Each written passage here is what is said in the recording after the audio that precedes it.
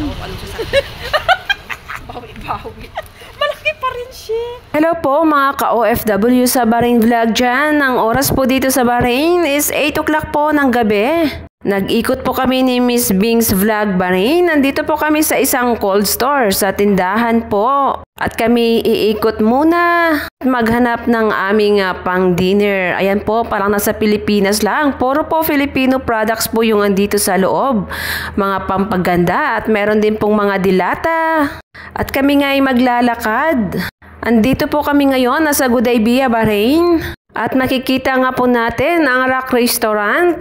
Papunta po ito sa Lulu, yung dating Dasman. Ayan po, medyo wala ng taong nadaan. Saan kaya yung mga kabayan natin dito? Minsan, sobrang traffic po dito. Maaga pa lang, parang walang naglalakad. Baka naman lahat nakakotse na at kami lang ang walang sasakyan. Madadaanan nyo nga po yung mga tindahan dito tulad ng Argentina, SM Pinoy.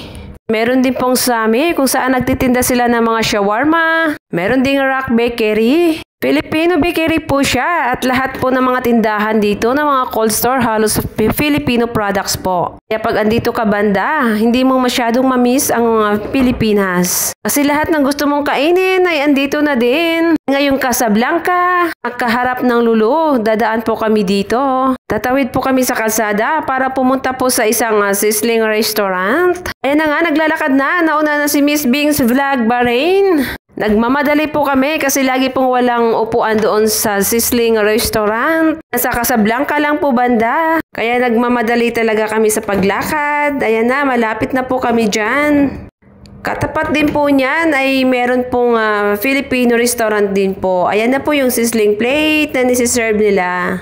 Dahil po wala kaming upuan, punuan na po sa loob, kaya naisipan po namin dito na lang kami sa labas maupo dalawa habang mag-aantay ng aming order. At ito na nga ang aming order na serve na, spring roll po with egg. Nasa 1 dinar lang po yan, bawat plato. Nasa Pilipinas po is 149 pesos po sa ngayon. Okay na din po. Kaya tara guys, kain po muna kami. Sobrang gutom na po kami, hindi pa po kami nakapag-dinner. At ang aming lunch ay late na din po. Mukhang di naman kami halata na gutom. Ayan po, parang hindi na kami magkakilala, hindi na kami nag-uusap dahil sa gutom.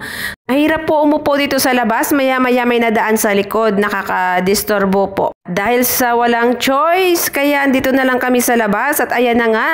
Halata naman po na hindi masyadong gutom si Miss Bing's Vlog Bahrain. Ayan po ang kanyang plato at kami aalis na. Maglalakad na naman po kami.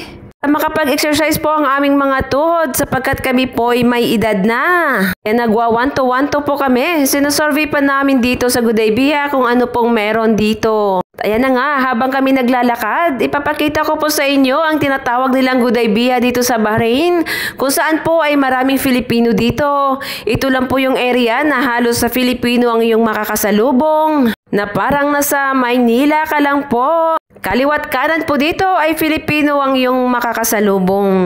Ay, ito na nga ang harap ng Lulu. Sa tapat ng Casablanca at sa gilid po ng Hooters. Yan po, mahirap po tumawid dyan. Minsan kasi merong pong nasagi dyan. Aming salamat nga po pala mga ka-OFW sa Bahrain dyan. Thank you so much po sa pag-subscribe sa aking YouTube channel, OFW sa Bahrain Vlog. At syempre, thank you so much po sa pag-play ng aking mga videos lagi. Maraming salamat po sa inyong lahat.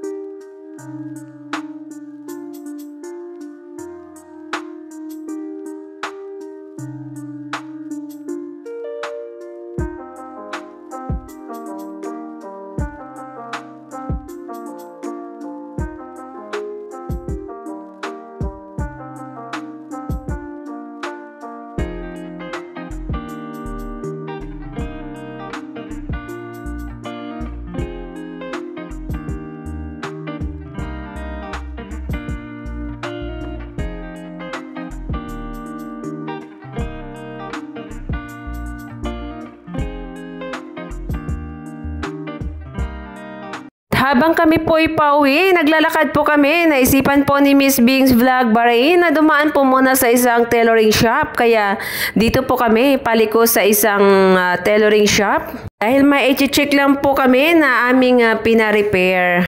Liliko lang po dito tayo sa kanan. Andito po sa ukay-ukay banda. Marami pong mga ukay-ukay dito. Ang oras po dito is alas 11 na po ng gabi. At dahil gabi lang po ang aming vacant time, sa umaga po straight duty po. Kaya gabi lang po kami makapaglakad. Ito na nga kami sa ukay-ukay banda. Ayan po mga ukay-ukay na shop. Wala pong masyadong tao. Hindi po ditong punuan. Pero sa ngayon po medyo wala na pong tao. Hindi po ipapasok sa isang tailoring shop. Nga po, madadaanan nyo yung isang Filipino bakery din po at restaurant na ang name ay Goldilocks po. Mura lang din po dyan sa Goldilocks. Hindi mo rin po mamimiss ang mga Filipino bread kasi halos andito na po lahat. At ito nga po ang Goldilocks dito sa Bahrain na matatagpuan po sa Gudaybiya. Kung namimiss nyo po ang tinapay ng Pilipinas, andito lang po makikita. Kasunod lang po nito ay ang tailoring shop kaya dumaan na din po kami. Mukhang wala na nga talagang taong naglalakad. Parang kami na lang po ang naiwan at gumagala sa daan. Pero sa areang ito, safe po dito maglakad. Ito po ang bilihan ng mga ukay-ukay. Minsan po may mga fruit stand din po dito. Marami din po dito ng Filipino restaurant na nakapaligid lang po dito sa area na to. Tahimik po ang lugar na to. Kagandahan po dito kasi lagi pong may nag-roving. Kaya safe po dito. At marami pa din pong mga shop na open kahit anong oras na po tulad ngayon. Alas 11 na po ng gabi kaya after po dito sa tailoring shop ay uuwi na din po kami sa amin. Mag-aabang na po kami ng transport. At ito na nga ang suki naming tailoring shop. Halos dito po kami nagpapatahe. At ayan, parang may paakyat pababa pa kaming nalalaman ni Miss Bing's Vlog Bahrain. Busy din po siya sa kakahawak ng kanyang iPhone 14. Ayan na nga, magrarampa na kami. Ito po ay nasa likod lang banda ng Lulu. Ang dating dasman po. Nag-check po kami kung mayroong nagtitinda ng isda pero wala naman. Kaya uuwi na lang po kami. Mag-aantay na lang po kami ng aming transport. Pagdating sa bahay ay pareho na naman kaming gutom dahil natunaw ng aming kinain sa kakalakad-lakad. Ganun talaga, kailangan po maglakad sa gabi. Dahil buong araw pong nakaupo, mag-exercise kapag nagkakaedad na talaga. Ito po ay sa harap lang ng parking area ng Lulu po. Marami po ditong makikitang mga shops. Ay, hello po kabayan. Nako, hindi ko po napansin si kabayan. Nakaharap pala. Hello po. Halos lahat po ng makasalubong mo dito ay puro po kabayan. Kaya feeling na sa Pinas talaga. Kaya nga lang yung mga OFW po dito ay kanya-kanyang buhay. Kanya-kanyang diskarte. Kaya wala ka pong maasahan dito kundi sarili mo lang din. Mahirap din kapag nagkasakit. Kahit medyo masama pa po ang iyong pakiramdam, kailangan mo pong pumasok sa trabaho. Kailangan mo din pong magluto para sa sarili mo. Wala ka pong maasahan. Kaya laban lang mga ka-OFW po dyan, kahit saan man pong bansa sa mundo. Huwag po tayo magpadala sa stress. At i-enjoy po, ilibang po ang ating mga sarili. Pagod na nga tayo sa trabaho, huwag na nating bigyan ng stress ang ating sarili. Kaya para sa mga pamilya dyan na nasa Pilipinas, kamustahin nyo naman po ang mga kapamilya nyo na OFW sa ibang bansa. Kahit saan mang sulok ng mundo. Mabuhay po tayong mga ka-OFW. Thank you so much po sa inyong lahat. Again, maraming salamat sa pag-play ng aking mga videos. At maraming salamat po sa mga subscribers po dyan. At sa mga hindi pa po nakapag-subscribe, please subscribe po my YouTube channel, OFW sa Bahrain Vlog. Ang aming mukha na mukhang pagod ay mahal ng Diyos, di kumukupas.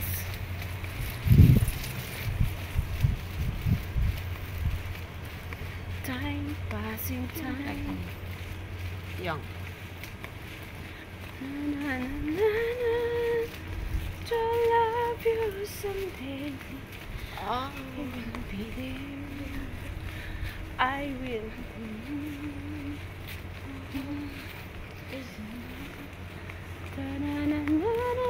To love you someday. Payat mo ganda ko dyan. Ganda pala dyan. Hindi, itakaw yung lubrang laki. Payat mo laki dyan. Kalahati lang yung mukha ko sa mukha mo. Dyan, bala, dyan. Ay, ako na naman yung sobrang laki nito. Kawawa naman. Ikaw din naman dyan, para meron din akong malaki. Ay, ano siya sa... Bawi.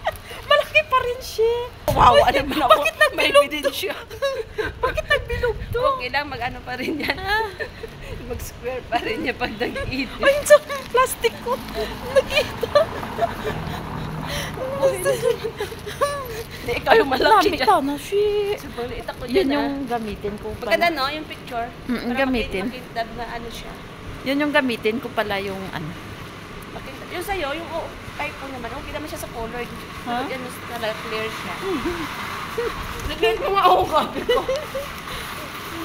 Para kalahati ka na sa mukha ko.